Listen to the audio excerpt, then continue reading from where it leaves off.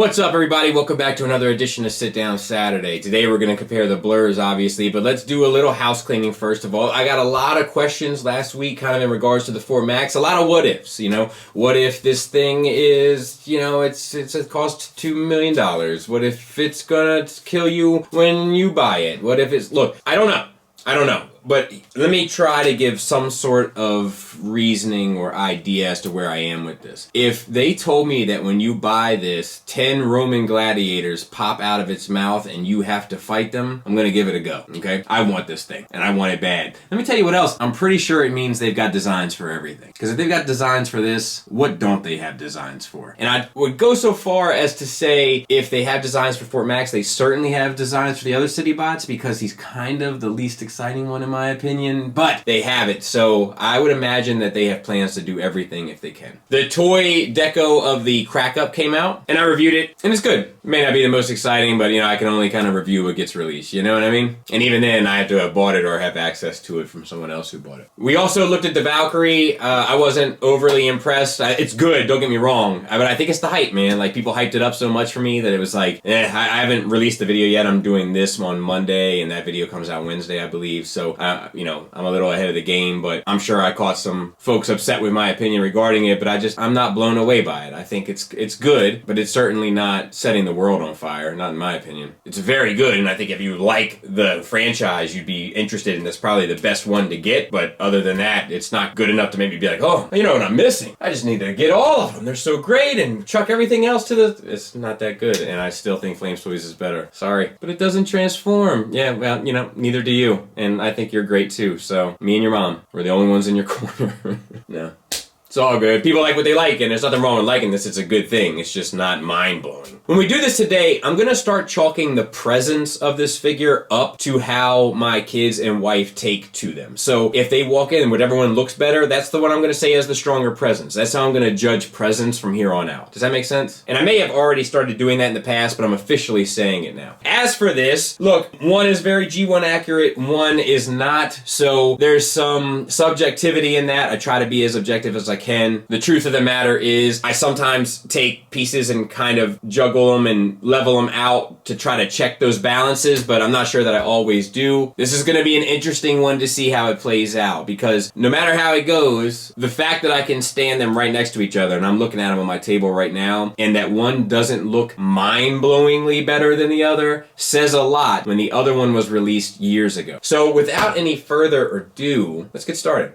Accessories and gimmicks. The Fanstoys comes with a couple of rifles as well as the alternate face. The Unique Toys version pretty much just comes with the gimmick, which is the Target Master, but the Fanstoys has that as well, tying them for gimmicks, but Fanstoys takes the lead in accessories. Alright, so as for build and materials, the materials feel good on both, and the build is similar on both. I'd probably give Fanstoys an edge in materials, but I'd give Unique Toys an edge in build because they put ratchets in the knees and hips, which is a lot more useful than ratchets in the waist and hips. But overall, both are built very well, and both are a little scarce on hardware, but all of them use decent materials, if not better. So head sculpt and paint wise, they're both done well. I actually prefer a lot of the sculpt on the Unique Toys, but the Fanstoys is sculpted to accurate, and it utilizes translucent plastic out of the blue, which I don't feel like I see anywhere else on the figure, and it is covered in paint. The Unique Toys one utilizes some really sharp white paint, which isn't accurate but does look good, and has a metallic blue eyes. But the Fanstoys definitely has it here. In terms of the torso, there's far more sculpt work on the Unique Toys. The Fanstoys is more accurate to the cartoon. There's far more paint on the Fanstoys, but the Unique Toys has tons of paint as well, and more accent paint, which does break it up and look a bit more interesting. From the side, the Fanstoys one is much more dense. It looks more purposeful, it looks less like a toy, and starts to kind of get into that realm of suspension of disbelief. In terms of the arms, they're both sculpted beautifully. I do prefer the details in the Unique Toys, and they both have about the same amount of paint apps on them, and they're both exceptionally clean from the front. The Unique Toys does utilize a metallic blue instead of silver on the shoulder pads. That's sort of a matter of personal preference, I think. From the side, once again, fairly similar, but the elbow pad on the Unique Toys is far more of an eyesore than the Fanstoys. As for the pelvis, the Unique Toys has more paint apps, and I prefer the Sculpt. It also has the waist flaps that do individually articulate, so you don't have to worry about it kind of losing the suspension of disbelief in regard to articulation. From the side, they're actually fairly similar. There's a big gap in the hip of the Fanstoys. There's a big gap in the waist skirt on the Unique Toys, so neither one of them really knock it out of the park there. As for the legs, I do think that they're both done well, but the Blur one, in spite of it being super cartoon accurate, does fit the character more, like the general shape and aesthetic. And I'll go ahead and turn the Unique Toys one a little bit more so you can see what I'm saying. But that bump out around the lower leg, that's a very Blur thing. The knee pad is also done much better on the Fanstoys as well. And the Fanstoys has more paint from top to bottom. And the Fanstoys utilizes die cast in this area as well. From the side, I actually prefer the kind of vents and stuff on the Unique Toys, and it's cleaner from top to bottom, but the Fanstoys still has more paint. There they are from the back. I think they're both pretty clean. I'd probably have to say that the Unique Toys one is cleaner if you look at the back of the legs, the backpack, etc. But the Unique Toys does have the elbow pads, which are a bit of an eyesore from the back as well. So as we look at it in total, Fanstoys takes the lead in the head, the arms mainly because of the elbow flap, the lower legs because they just look better and more appropriate for the character, and the kind of front because of like just the clean metallic paint on it. Whereas Unique Toys takes it in the hips because it doesn't have that unsightly valley carved out in the side of the upper hip. It's cleaner from the back, and it takes it in the torso because while it doesn't look as well put together from a side view, from the front it looks great. There's tons of accent paint, and incorporating the pelvis piece in, it allows for more seamless articulation without being unsightly. Moving into articulation, the Fanstoys is on a ball peg. You get a good down, a good up, plenty of attitude, and the swivel. I believe the Unique Toys is on a hinge swivel, but I can't see a hinge. It might just be a ball peg that just doesn't allow for the movement from side to side, but you do get down, you do get up, you do get the swivel, but you don't get any kind of side-to-side attitude. The Fanstoys has a universal for the shoulder, little limited out to the side. You do get the swivel all the way around, no butterfly. The Unique Toys has a universal. You get 90 degrees out to the side, soft ratchet around, no butterfly. Bicep swivel, bicep swivel. The Fanstoys has a double jointed elbow that cleans up pretty well. The Unique Toys has a double jointed elbow that cleans up pretty well. Wrist swivel with the fingers on a base pen knuckle with typewriter fingers. For the Unique Toys, it's the same except the index finger is individually articulated. Ratcheted waist swivel, waist swivel. The hips are on universals, tensioned out to the side, ratcheted forward and back, and if you move the plate out of the way, you can get the full range. The Unique Toys, ratcheted out to the side, ratcheted forward and back,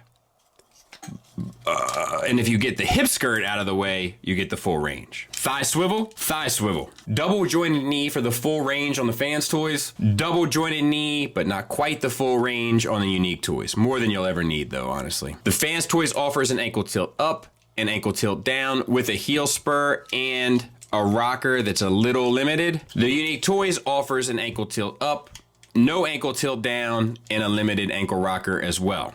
So for the final count, they pretty much tie with 3-3. The bicep, elbow, wrist, torso, and thighs are all locked in at even. Fanstoys takes the edge on the head tilt, the better range in the knees, and having an ankle tilt down, whereas the Unique Toys' shoulders are far superior. The index finger can articulate independently, and the hips can move without having to disrupt the front of the pelvis. Scale-wise, I feel like is where the Fanstoys really blows away the competition. It just looks so much more appropriate to me. I'll include the scale chart as well to kind of give you a rough idea, but it's just, this is where it really takes a strong lead for me. It looks so much better with the rest. Now, you could make the argument because the rest are majority Fanstoys figures. I wouldn't argue with that per se, but I think even if you were to take some liberties, swap out the RC and the Springer with the MMC offerings, I think you'd probably still find that the Blur from Fanstoys fits better. But let's look at it with the Hot Rod as well. Now, I don't have the Takara one any longer because I got rid of it, but once again, I think it's just a better fit. Engineering wise, I think they're both successful in what they're trying to do. Obviously, Fanstoys just isn't going to win with me for quite some time if they continue with the kind of general way of doing business in regards to their transformations that I do think we need to have a discussion about one day, but perhaps not today. However, this Unique Toys one is not all puppy dogs and rainbows either. It has its own trials and tribulations, but the entire upper body is pretty much easy to do. The lower body gets a little touch and go, but at least it gets half of it easily done, whereas the Fanstoys thing is pretty much a nightmare from beginning to end, as are most of their transformations. So obviously, and to be fair, probably quite predictably, Unique Toys is going to take the edge in this specific category. Now, as for alt mode, I do think the Unique Toys one is interesting. I think it looks cool. However, it doesn't really hit the mark of being blur. It kind of circles around the rim a bit, so to speak, but it doesn't quite fall through the net. Whereas the Fanstoys one pretty much knocks it out of the park. And the thing is, in regards to this, is it's kind of become Fanstoys' approach, right? Throw caution to the wind in regards to the collector and their frustration level regarding transformation, as long as you knock out both modes the best you can. And Fanstoys does that here with a knockout alt mode. It's just quite the journey to get there. You need an elf, a dwarf, a ring, a couple of hobbitses, etc., etc. All right, what's your name? Jaina. Do you care which one of these is better? No. Which one looks better? I'm just gonna point it. All right, and pick them both up. Which one feels better? That one.